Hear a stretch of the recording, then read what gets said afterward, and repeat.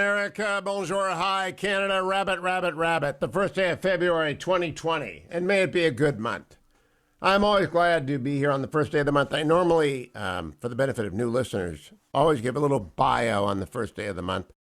First broadcast day of the month. Just happens to be the first day of the month today as well. So the first Monday of every month, I'll tell you very quickly a couple of times during the show. I'm Hugh Hewitt. You're listening to me because you want the news and you want analysis. 70% politics and government, 20% the news of the world, 10% the Cleveland Indians and Browns, and all other things, Ohio, and I add in other stuff as well. This is a morning news show. You get the news that you need, the analysis you want. For example, blockbuster snowstorm to strike New York and Philadelphia today. Stock futures climbing and silver's going through the roof. Amazon reports tomorrow it's going to go through the roof too. Hedge fund Melvin lost 50% of its money last week. Wow. Republican senators want a $600 billion stimulus deal, not the $2 billion that Joe Biden wants. They're going to meet. The coronavirus vaccine rollout is going great in England and is not going great in the United States. They had a coup in Burma. Gerrymandering is beginning, and the left is upset because the GOP is going to win. It looks like Governor Newsom is going to be recalled, meaning there's going to be a recall election on whether or not he's going to get to keep his job. And it looks like a guy named Chamath, he's a sort of a tech lefty, and Chamath is running he's a billionaire, so he's going to spend a lot of money.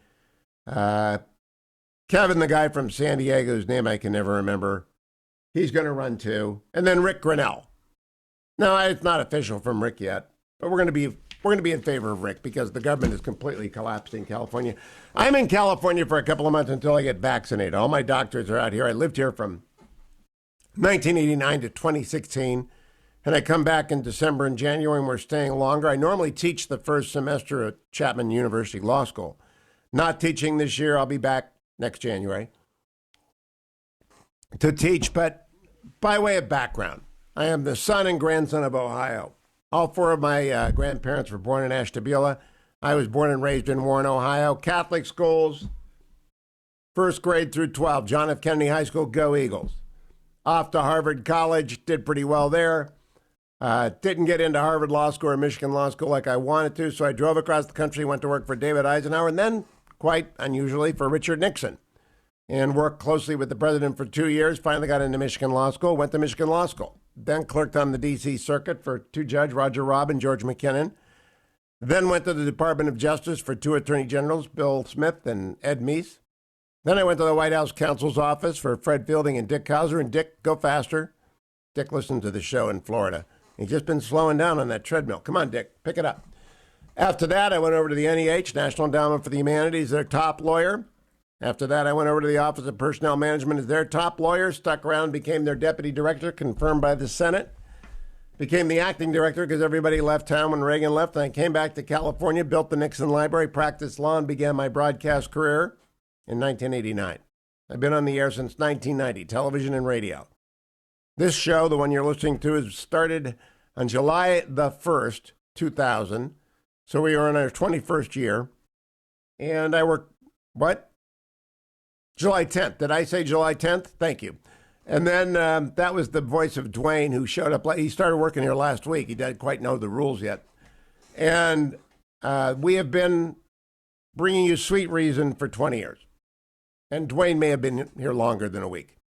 I'm online at Hugh Hewitt. You ought to subscribe to my YouTube channel because I put the important stuff over there. So even if you miss something on the show, well, then you'll get the important stuff.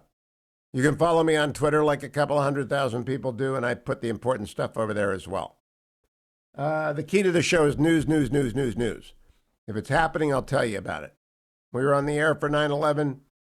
I was on the air last year first major news journalist in America, telling you the virus was coming, the virus was bad. Why? Because I read books. I had read The Great Influenza. I knew it was coming. And I told you about it, but very few people listened. I supported Trump in 2020 and 2016, largely because of judges in the military. I don't think he should be impeached. It's unconstitutional. He's not the future of the party. Future of the party is, there are four sort of legatees of Donald Trump: Tom Cotton, Mike Pompeo, Ron DeSantis, and Kristi Noem. There are many other would-be presidents among the Republicans.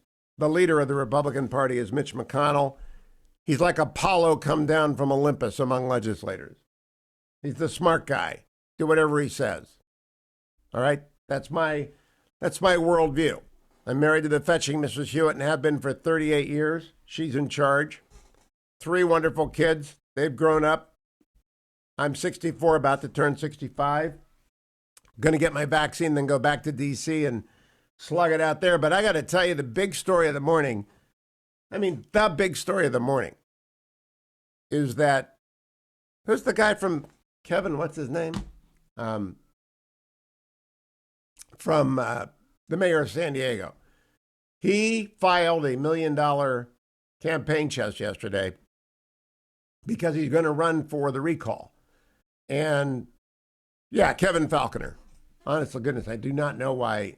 I've got a great audience. It's like a mental block. And I don't think Kevin can win. He's welcome to come on.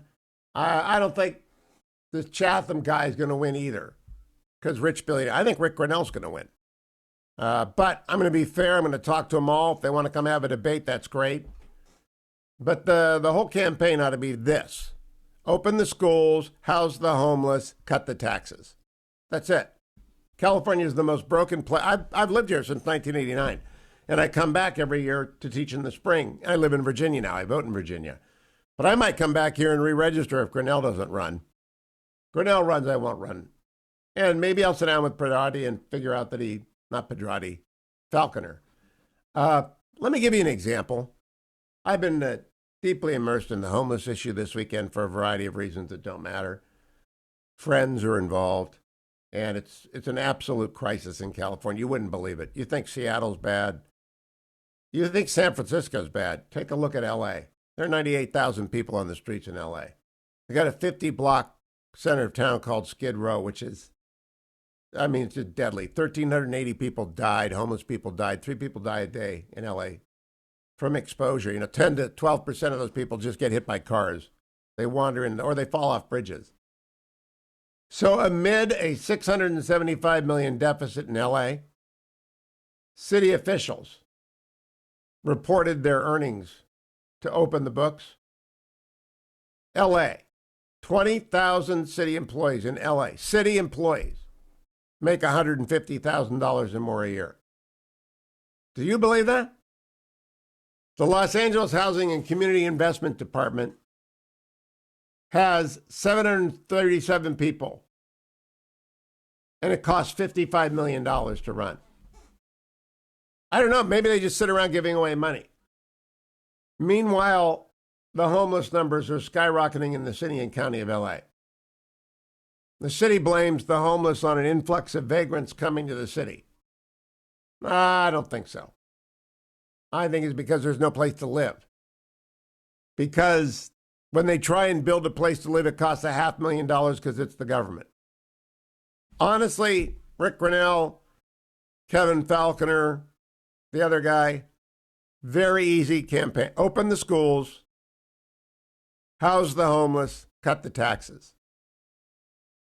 There's no reason California shouldn't be like Texas and Florida. It's a prettier state. It's the most beautiful place to live in the world. It is absolutely, people pay a geography tax to live here. And this morning, poor old New York and Philadelphia and Boston and all of Maine is going to be covered in 8 to 18 inches of snow. That only happens when you want to ski in California. Yeah, we got earthquakes. We got fires. But I'll retire here eventually. I'll come back from Virginia. Maybe.